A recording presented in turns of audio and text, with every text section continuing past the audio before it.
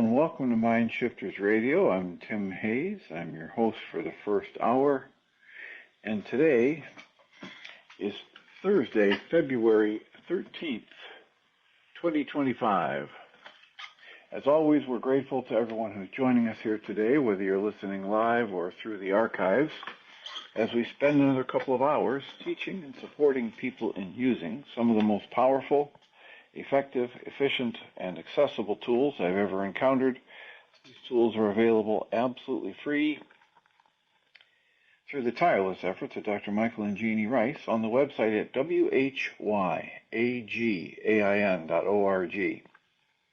If you go to that website and click on the two words that say Start Here in the upper left-hand corner, it will take you to a page where you can download and read Chapter 24 of Dr. Michael Ryce's book. His book is titled, Why Is This Happening to Me Again? And that chapter of the book contains a narrative description and explanation of the primary tool in this work. That tool is called the Reality Management Worksheet, sometimes called the Reality Management Wake-Up Sheet. And it's a tool I've been using to great effect for over 20 years now to improve the quality of my life and most of my relationships, and to turn any negative emotional experience I have into part of the infallible guidance system that each and every one of us has been given. You can also download the actual worksheet process itself. It's a simple PDF file. Click the link, download it, print it off, copy it as often as you'd like, and use it over and over again absolutely free. You can also download a whole host of audio files of shows just like this one where people have been stepped through the worksheet process. And if you choose to listen to those, even repeatedly, they can serve as a powerful tutorial for you to help you get maximum benefit from these tools in the shortest amount of time possible. You can also go to your app store and type in the three words Heartland Aramaic Forgiveness, and if you choose to do that before you're done typing the word forgiveness, you'll see the glowing heart icon. If you tap on that, it will let you download a completely free and private app. It contains the Reality Management Worksheet. It contains an abbreviated version of that worksheet process. And it contains a copy of the Dragon Klingon game, which is a wonderful way to introduce these tools to even younger audiences. We hope people do all of that soon and often, primarily because it tends to improve the quality of people's lives the more they actively apply these tools in their lives. Secondarily, because it tends to prompt comments, questions, answers, and testimonials. If you have any of those to share with us, we'd appreciate you doing so by giving us a call not giving us a call, sending us an email. You can email me at tjh@mindshifters-academy.org, or you can email Jeannie at jeanie@yagain.org. Or you can go to your app store and download the Needle app. It's Needl, Needle AI-assisted radio tuner. And if you do that, load up the app and then open it up and sign in, it will give you the option to either type in a comment or click on the phone icon and actually have a conversation with us, voice to voice. And we greatly appreciate whenever anybody does that, whether they send an email or type in a comment or raise a hand to talk directly with us, because it makes it infinitely easier for us to live into our intention with this work. And the intention we have with this work is to be of service, and that is just loads easier to do when we know how these things are landing for you. So please speak up, let us know what's working and what's not working for you. I had somebody send me a text message after the show yesterday talking about how he thought it might be just semantics to talk about, I don't want to go to an anti-war rally, I want to go to a peace rally. And my response to that comment was simply that in line with the teachings and the purest form of these teachings that I've been exposed to, what people are talking about when they say, I don't want to go to an anti-anything rally, I want to go to a pro something else rally. I think what's happening is that they're mostly talking about the energy people use or build around themselves as they're engaging whatever efforts they engage in to try and make a situation better. And so if I'm raging and hateful and want everybody who's ever promoted a war to be killed in the most painful way, and I go into a situation like that, I'm just adding to the hateful energy in the world. I'm not adding to the loving energy, and I'm probably not going to be anywhere near as successful as if I embrace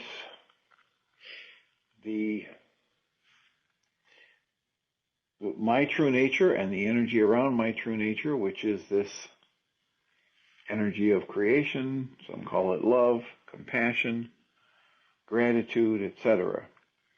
And whatever I do from that energy space, that loving, compassionate, gratitude-based energy space, is probably going to work out better than anything I might do from an angry or rageful space. And in line with that, I thought I would mention that since a lot of us are inundated these days with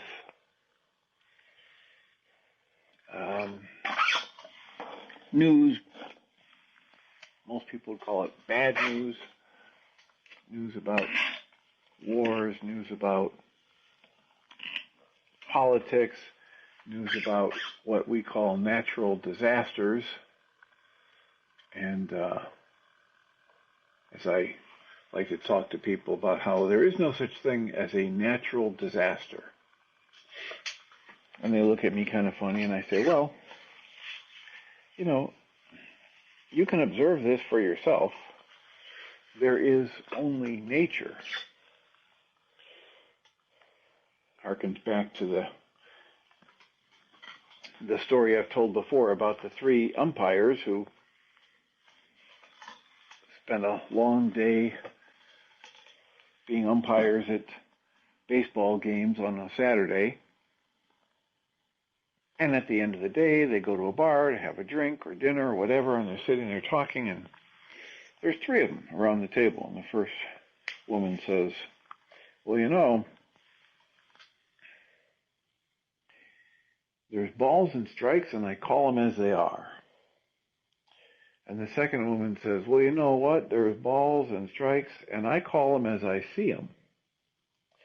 And the third woman umpire says, well, for me, there's only pitches until I call them. And that's the essence of the message that I'm trying to communicate to people when I say, do you actually realize that there's no such thing as a natural disaster? There is only nature until there's a human being around to label it good, bad, or otherwise.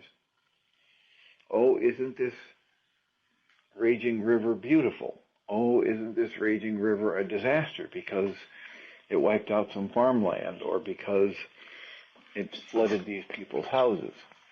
And it's only the flow of life and nature until there's a human being around to label it.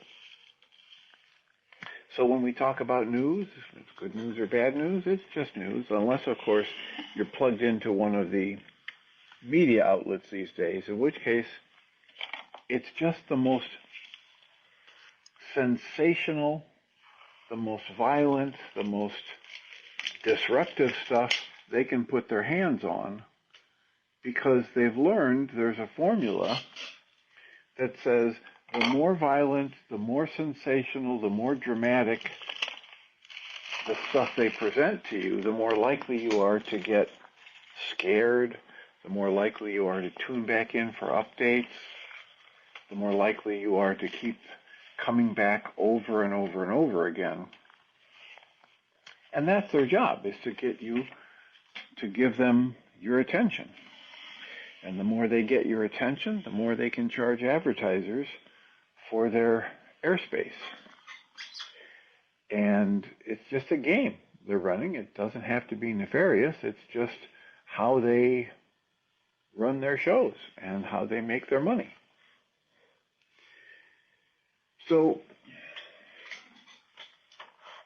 most people that I know that are at all thoughtful and conscious about and paying attention to their energy systems and their nervous system, they're just completely burned out by the news cycle and the constant connection to online news sources and social media, etc.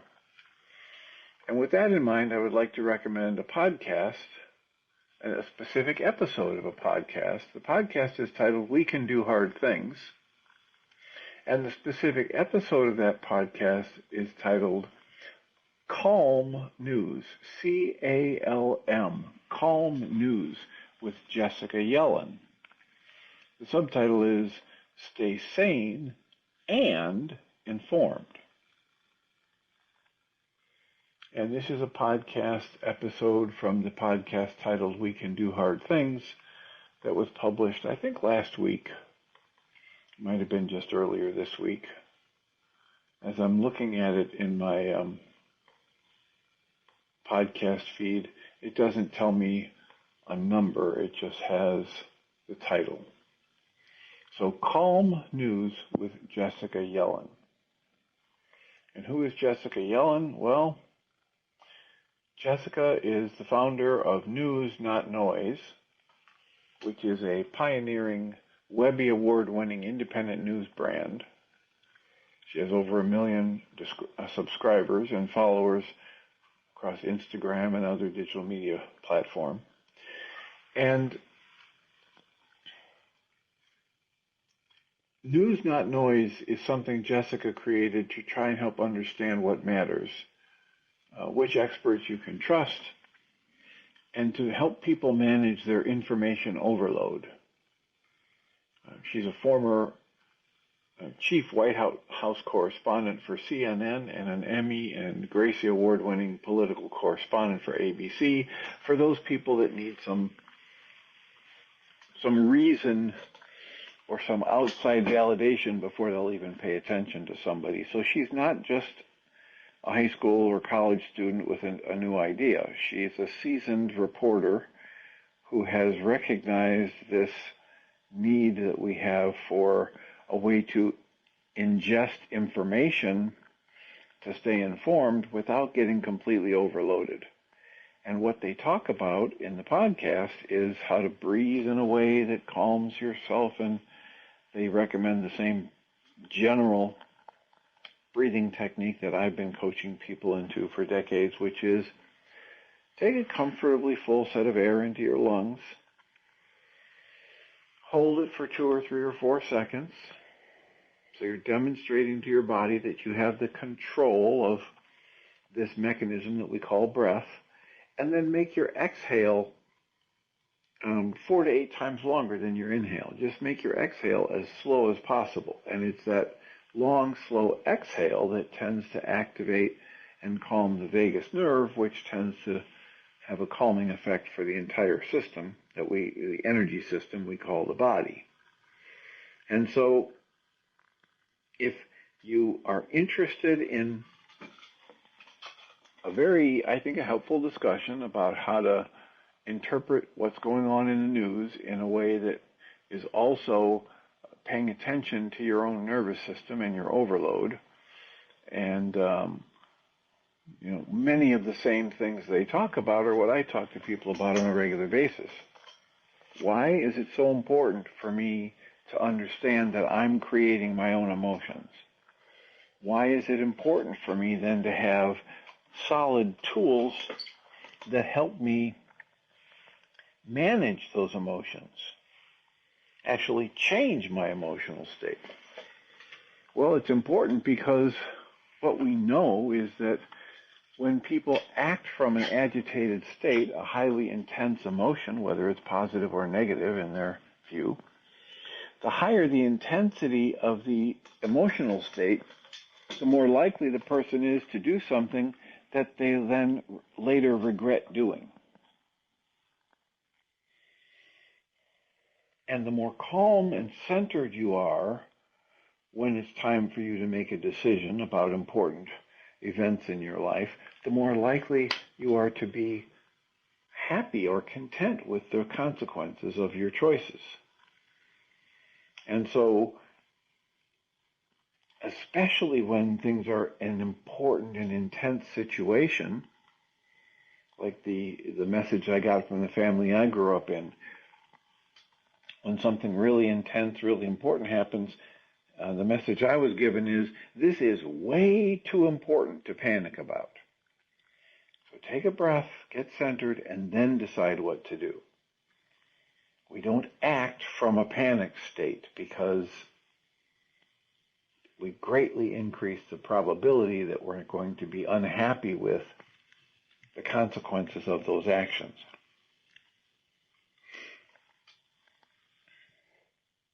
So, is it possible for you to hear news that some people would say is really bad news, really horrible, really intense, really powerful news, and remain calm? And the answer is yes, if you know how. And the thing that generates your upset when you hear certain news is a series of factors. One of them is, what's the interpretation you place on whatever it is you're hearing? And if you place an interpretation on it that says, this is, life-threatening for me, and my life will never be the same, and woe is me, and run for the hills, then you generate a certain level of stress and tension in this thing you call a body, this energy system. If you throw a different interpretation on the very same data points, you can have a much more calm, a much more centered, a much more balanced, some would say, perspective from which to make whatever decisions you need to make. And then, of course, I like to coach people to keep their attention focused on things they actually have control over, so they can instantly feel more in control. The more I focus my energy on things I don't have any control over, the more I feel out of control. The more I keep my energy focused on things I can actually do and have control over, the more I feel in control. So here's the beginning of it. I focus on my breath. If there's any potential for me to slow my breathing and to consciously focus on the breathing and pause at the top and hold the breath for just 3 or 4 seconds and then slow the exhale down in a controlled way, now my attention is focused on something I actually have control over, and I'm starting to feel better even though nothing has changed in the outside events or this news item that I was just hearing about, etc. And then from that more calm state, I can make a better assessment of, okay, what are the factors that are going on here? Which ones are under my control? Which ones are not?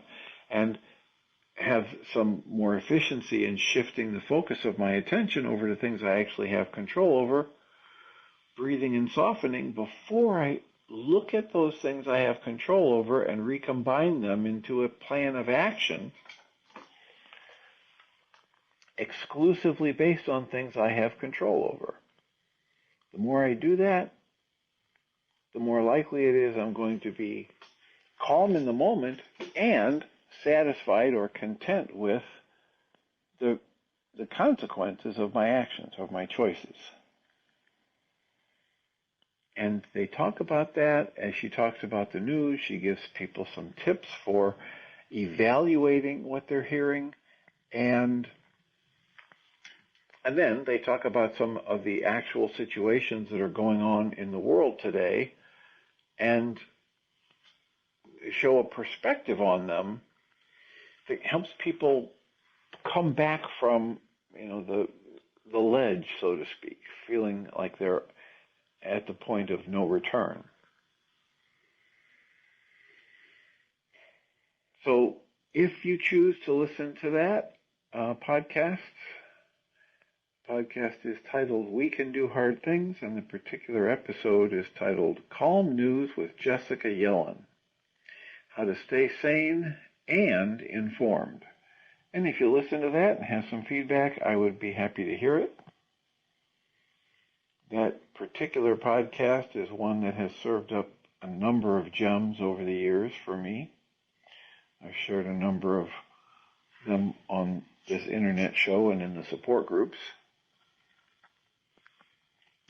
And as always, if you have any questions or comments, please let us know. If you've downloaded the Needle app, then you know you have access to type a comment in the app and or raise a hand to speak directly to us.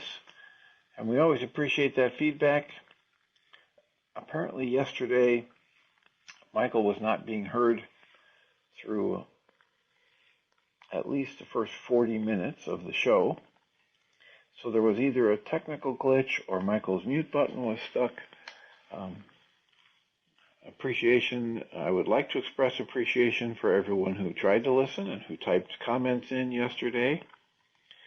And just reassure people that we are still working with the creators of the app. I have a new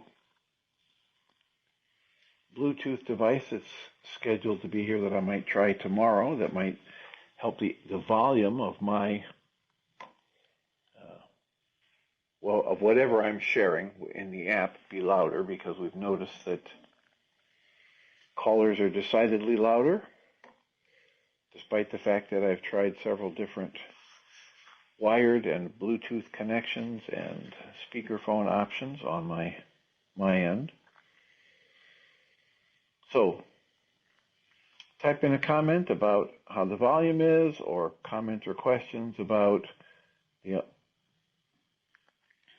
podcast, We Can Do Hard Things, or anything you might stumble across if you check out the podcast, On Your Mind podcast, hosted by Journey's Dream. And I probably don't mention that as often as I should. It's a resource. I've been donating my time to that project for 5 years now to try and help raise awareness about different ways to help people through mental health challenges. And you can find it on onyourmindpodcast.org or theonyourmindpodcast.org. Either one will work. And or you can go to Journey's Dream, all one word, journeysdream.org/podcast. We have a hand up for a phone call. Celinda, you're in the air.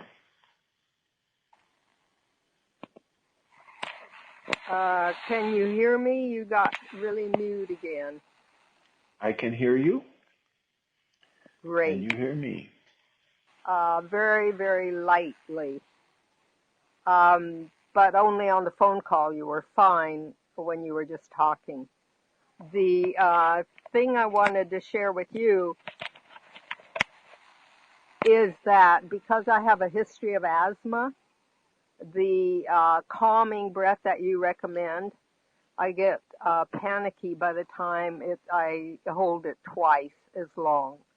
And so that article I sent you about breathing and the vagus nerve a while back, where he expressed when people get sobbing so hard that they can't hardly breathe, where they just do the two short in-breaths and then they let a long sigh out or a long breath out.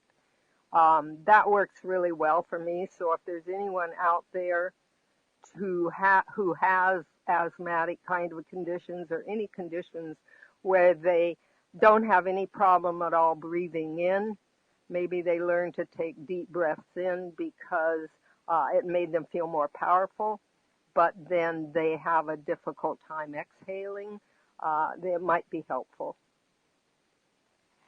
Okay. And again, what you're recommending is, what did you say, 2 short breaths in? You know when like a little baby is sobbing or something because they're crying so hard? Yes. And when they start to calm down, they take these 2 short in-breaths and a long sigh or an exhale, and then a long exhale compared to the 2 short breaths. And that is one of the things that helps kick in the vagus nerve as well. I still have that article if you never got it, but that was very, very helpful. Just another way to engage the vagus nerve calming effect. Yeah, I mean, essentially, we say over and over again, please just experiment and find what works for you. Living your life from this direct observation about what's working and what isn't working, we find, and I keep promoting in my teaching, that that's highly preferable to living from dogma or belief or ritual. We certainly are incredibly unique, each one of us, just like the snowflake, yes? That's been my experience. All right, anything else that you can share with us today or that we could support you with? The only thing is that when we're in the support group, if you let me know whether I'm speaking really softly, and partially I do because I have a sinus, I lost my adenoids very early, so I tend to have sinus issues, and with the asthma I don't tend to project very well, so then I can know if it's my phone or if it's me. I would really appreciate it. I really do. All right, I'd be happy to give you feedback when that arises. All right. Carry on, sir. All right, thank you. Blessings. Thanks for the call. And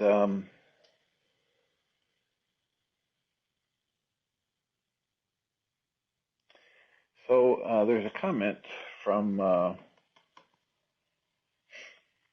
Susan Bingham said, the sound is excellent and Celinda's volume is the same level as yours, which is interesting. That's never happened before. And then Stephen says, hi, Tim. It's good to hear you live again. I'll try and listen when I have gaps in my morning. Peace and love, Stephen. Welcome, Stephen. And Julia agrees with Susan on the sound issue, which it might mean that they've made some adjustments in the app and it's now sounding better. That would be lovely. That's something we've been working on for a few months now. So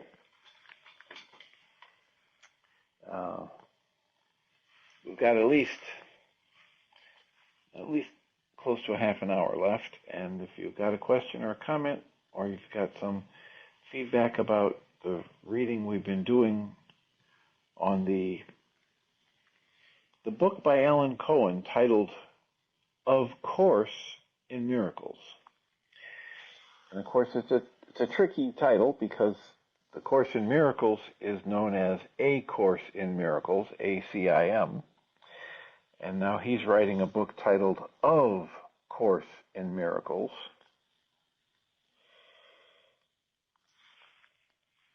And where we left off with that book, we were talking about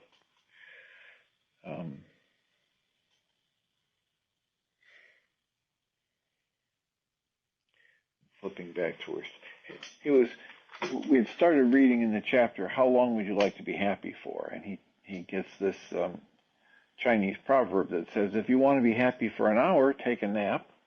If you want to be happy for a day, go fishing. If you want to be happy for a month, get married. If you want to be happy for a year, inherit a fortune. If you want to be happy for a lifetime, help someone. And then the discussion that Alan was giving us is talking about how when we give, we receive what we've gotten. And he quotes the teacher's manual from Course in Miracles where it says, peace is inevitable to those who offer peace.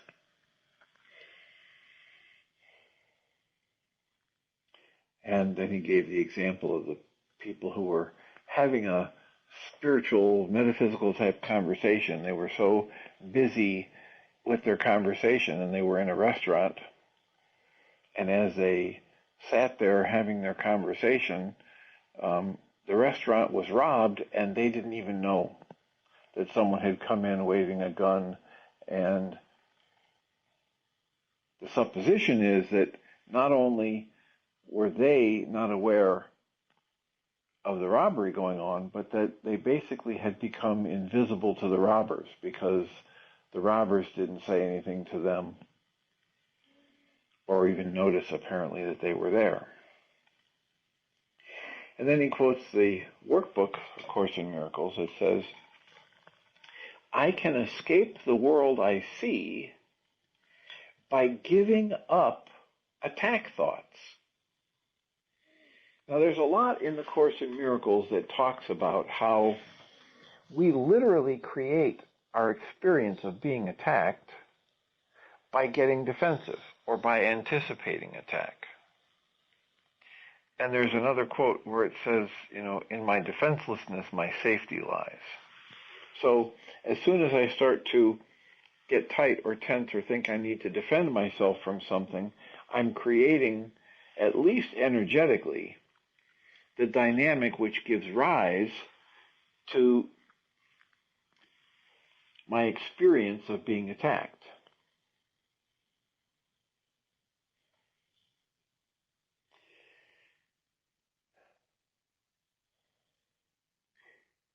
And because of this idea of regulatory speech that Dr. Michael Ryce talks about, whenever I hear something like that, these words from Course in Miracles and the Course of Love, and they seem convoluted to me, I work at trying to restructure them and restate them in a way that's just purely, directly, positively stated.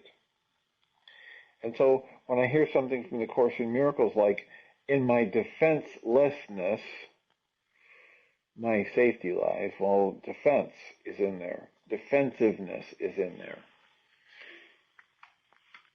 And then there are other quotes from the Course in Miracles about how my vulnerability is a key to my peace and safety. And so I change that up, and I whenever I see the word vulnerable, I substitute the word open, wide open, or the words wide open. And so where it says, in my vulnerability, my total vulnerability, my safety lies, I say, in my recognition of my perfect safety, I experience that perfect safety. Because the teachings say at different levels across great spiritual teachings that you are whole and complete just as you are. There's nothing of value that can be added unto you and nothing of value that can be taken from you. Yes, we talk about this. People can take your money. They can take your physical health by injuring you, and yet your essence can't ever be chipped, dented, rusted, faded, or broken in any way. And so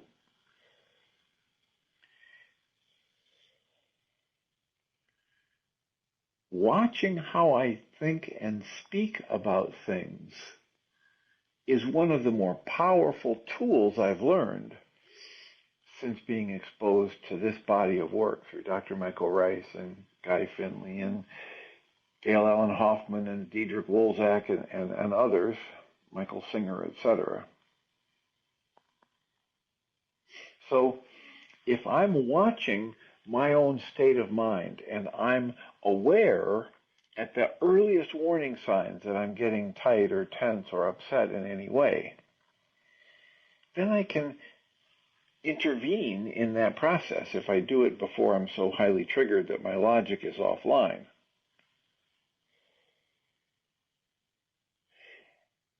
Alan Cohen quotes the workbook from Course in Miracles that says, quote, now we see that darkness is our own imagining, and light is there for us to look upon.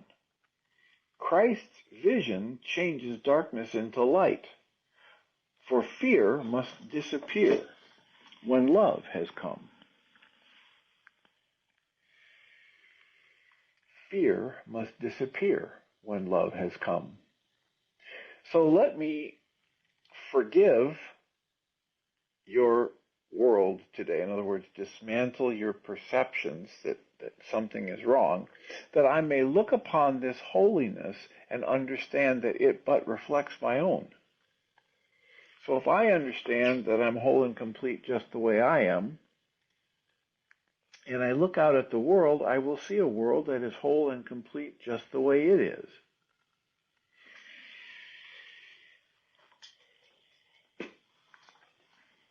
Ellen writes, a new student to A Course in Miracles once asked me how to respond to her friends who criticize her for not watching the news anymore and for refusing to engage in gossip or in political arguments. And they told her, quote, you're living in a dream world, close quotes. Ellen explained to her that everyone is living in a dream world, and everyone's choosing their own dream world, including her friends. Each of us believes that our dream is real and everybody else's dream is fake. Insecure people deny the dreams of others in order to bolster their own. During the COVID pandemic, Ellen writes, I saw a magazine cover showing a person with his head in the sand, suggesting that people who were not worried about COVID were in denial. Yet people who were worried about COVID were also in denial. Any form of worry is a denial of peace. Bill Watterson's Calvin of the Calvin and Hobbes comic declared, quote, it's not denial, I'm just selective about the reality I accept, close quotes. Well, certainly in this work, we encourage people to be highly selective about the reality that they create for themselves and then accept. Michael Ryce calls his worksheet, the key tool in this work, the reality management worksheet. And it's a reality management worksheet because Michael Ryce's definition of reality is the internal picture and therefore the meanings that my mind creates and shows me about what it thinks is going on in the outside world. And one of the lines from a former worksheet was, my reality is strictly internal, it is unique to me, and it is created out of my own thoughts. Each and every one of us create what we call our reality. Now, for those who tend to think, oh, you're trying to say that there's nothing here and nothing is real, and there's those that interpret A Course in Miracles that way, as saying nothing is real, Michael Ryce says, well, no, there's something going on, and that's actuality. That's the capital T truth of what's unfolding in energy field, nested within energy field, nested within energy field, ad infinitum. And each of us, as we interact with those energy fields, nested in energy fields, we create an experience, we create a meaning, we create pictures in our brain that we think are close enough to what's happening so that we can navigate through this world safely and sanely. So reality is internal to each person, and whenever you start to construct a reality that leaves you feeling less than loving, the invitation in this work is pick up a reality management worksheet. Change what you're doing with your thoughts. Change the meaning that you're giving these life events. A Course in Miracles reminds us that I have created all the meaning this situation has for me.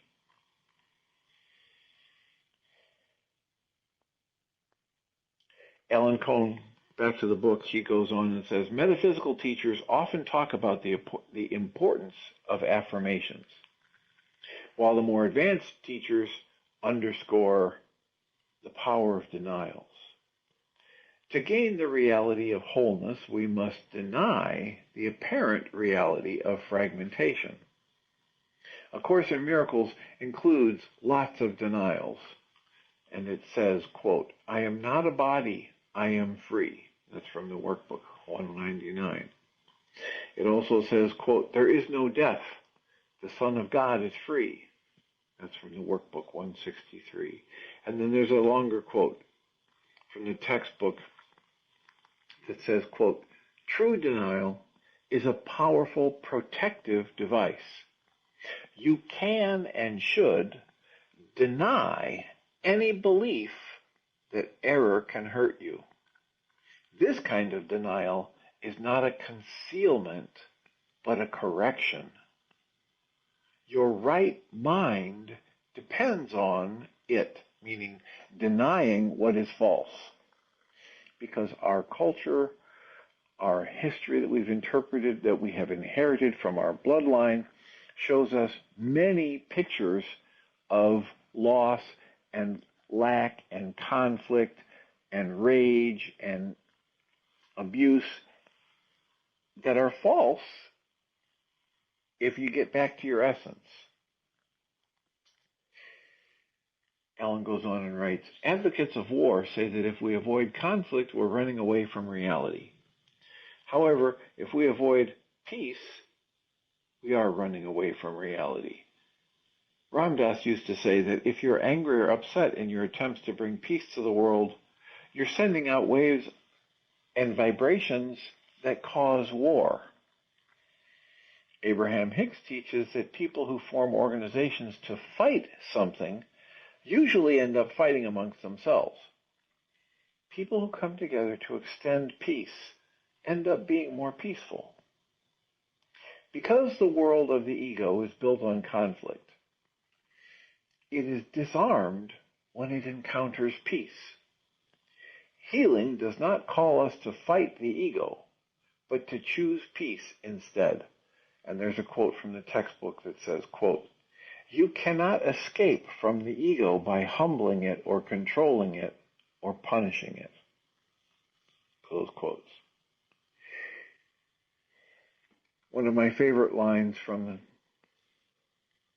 the book, The Mirror Theory, is when the student Betsy says to the teacher, Charlie, I hate the ego, Charlie.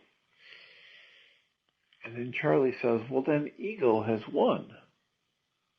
And Betsy says, what do you mean, ego's? Well, I just told you I hate ego. And Charlie says, well, ego doesn't care who or what you hate as long as you hate. Ego, one way to think about ego is it's born of the thought of fear of separation from source, from safety, from ultimate safety. And the original dream of separation is that you can somehow be independent from that which created you and that which sustains you. And in the moment that you create a dream of separation, fear is born. And so everything that your thought process does, based on a set of observations that it compiles as proof that you're separate from other people and things, is all fear-based.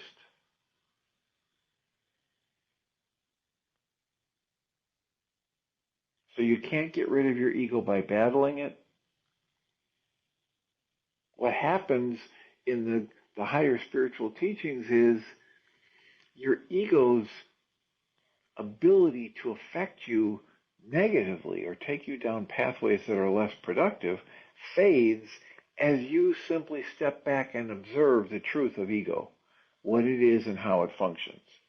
And you give it less and less power or meaning or importance in your life, and you look at it as a simple tool, a simple, effective tool that's there to be picked up and used at certain times, and most of the time set aside, which is why we started talking a couple of years ago about the idea of choosing a different primary user interface for you in the world. You've been raised to think that your primary user interface in the world is your conscious logical mind and your intellect. And what the Way of Mastery, and in many ways the Course in Miracles calls us to, is use your primary user interface. Let that be your wide open heart. Let your insight, your intuition, your recognition that you are connected to your source, let that be your starting point in each moment. And then let yourself ask, how might you be of service?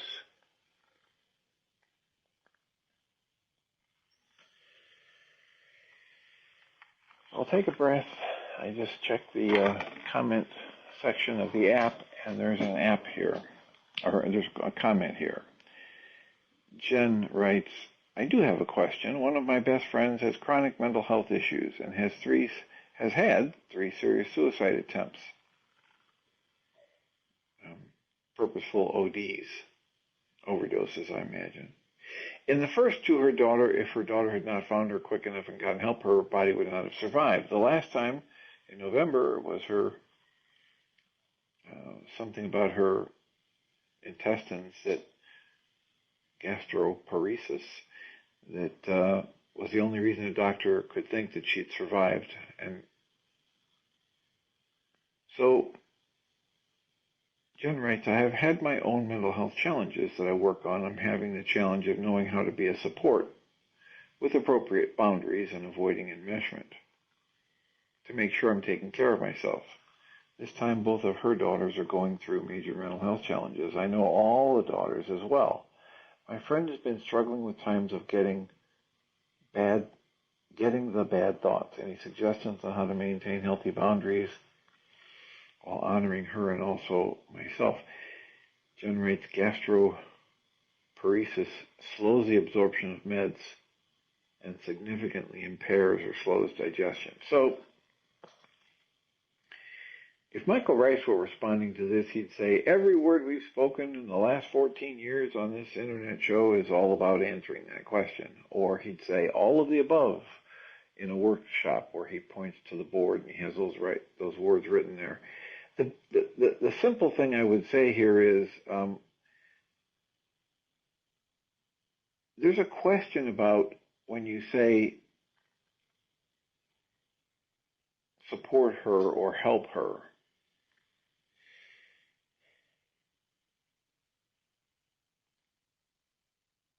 What you can do to help or support a person is very much dependent upon what they want and what they're willing to accept, and what you can do while staying loving and balanced within yourself.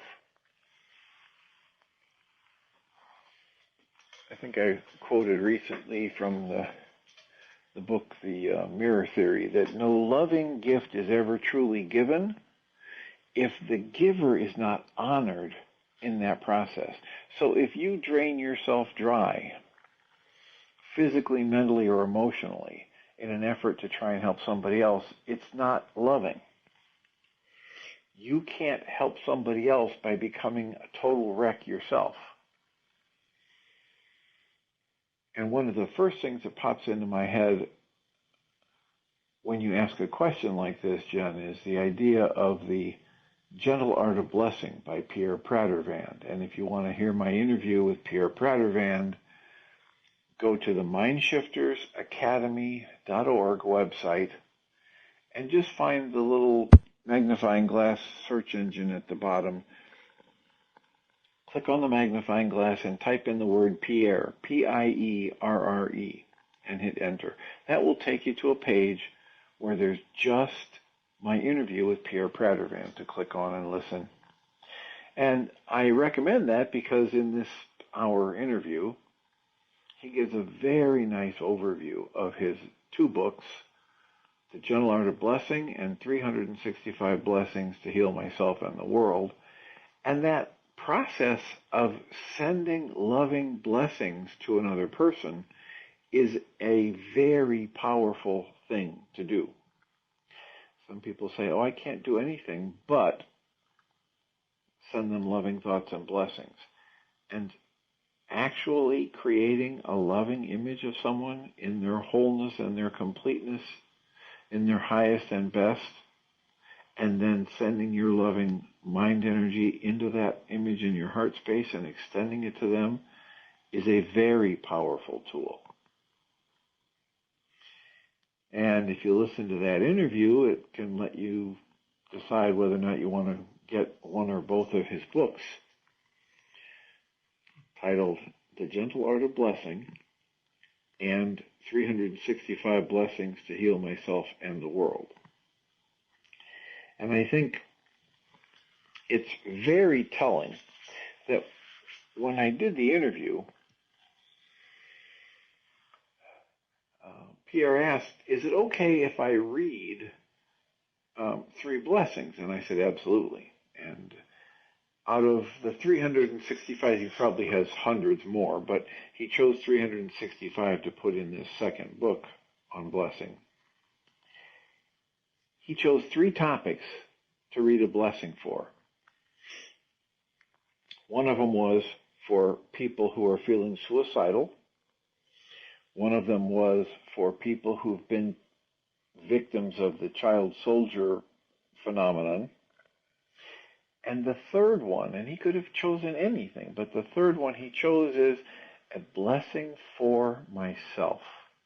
Because he recognizes that if you can't restore yourself to your awareness of your true nature as love, if you can't get calm within yourself,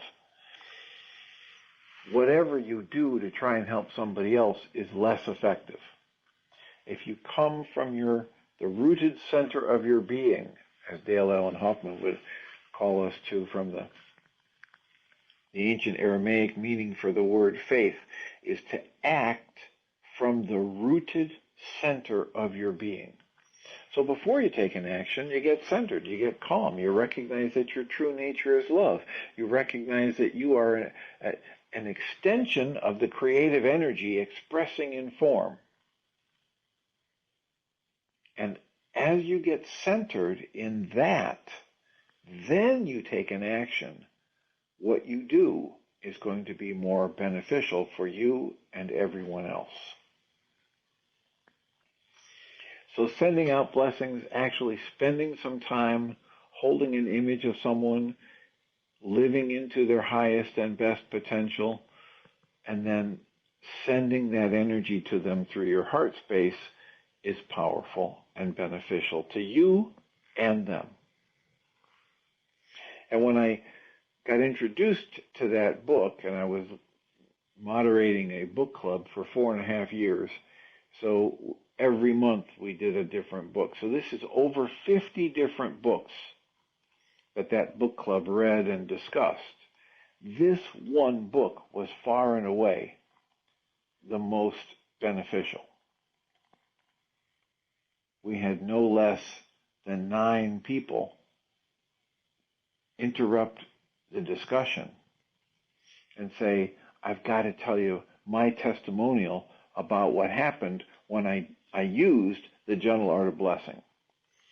And that was 9 out of 17 people on that call, and they'd only had the book, 4 or 5 weeks, because we would get a new book each month and then read it and then discuss it.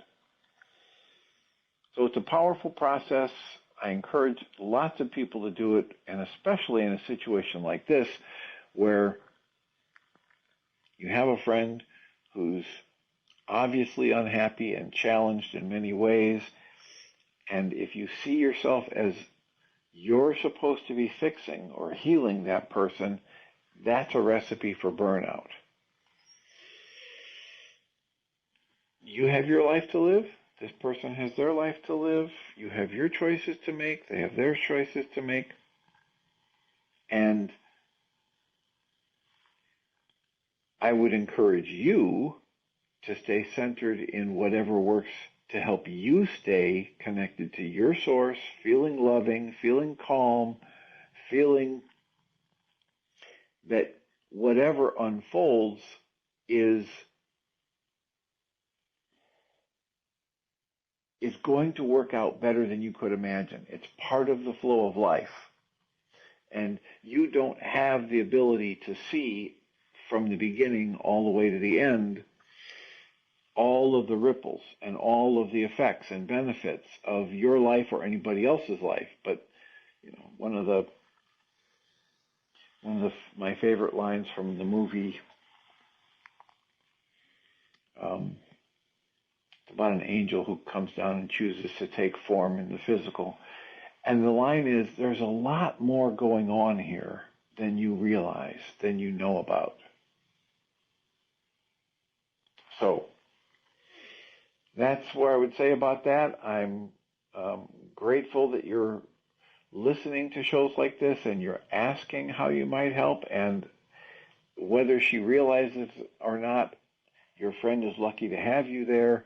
And please try to remember what they taught us in lifeguarding school. It's reach, throw, go. Don't ever jump in the water with somebody who's drowning to try and save them. That was the essence of the message. If you get in the water with them, you're most likely both drowned, and what happens, the next most likely thing is they will drown you trying to crawl over you to get out of the water. So the first thing to do is keep yourself solidly planted on dry land and reach something out to them that they can grab onto, and you pull them to safety. If they're too far out for that, try and find something that floats or a rope and throw it out to them. So you're still not getting in the water. And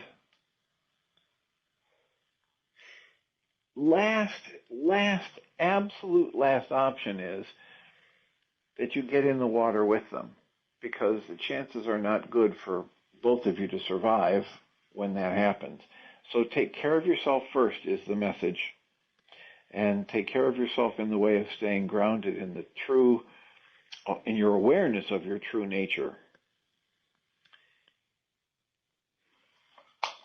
So I'll leave it at that. Thank you for the comment and question. I would also say that there are probably a whole host of good interviews I've done on the On Your Mind podcast where we talk about alternative ways to support people with mental health issues, alternatives to just matching a list of symptoms with medications, and different people who do different therapy techniques, and people like Diedrich Wolsak, who has a worksheet, much like Dr. Michael Ryce's worksheet, and people who run facilities to help people get off of their meds and heal through their mental health crisis, like Inner Fire, that Beatrice Birch. That was an interview I just posted this Tuesday, 2 days ago, with her. So there might be some resources there at the On Your Mind podcast hosted by Journey's Dream. So I just looked at the time and realized that we're near the end of our time, so I will remind you all that when we end this show, you'll have to reload the Needle app when Michael and Jeannie come on. I will invite you back tomorrow as well. I'll remind us all that we come from love. We're made of the stuff that we call love. We actually are love, and everything else is false. And I'll offer you blessings, and have a wonderful day.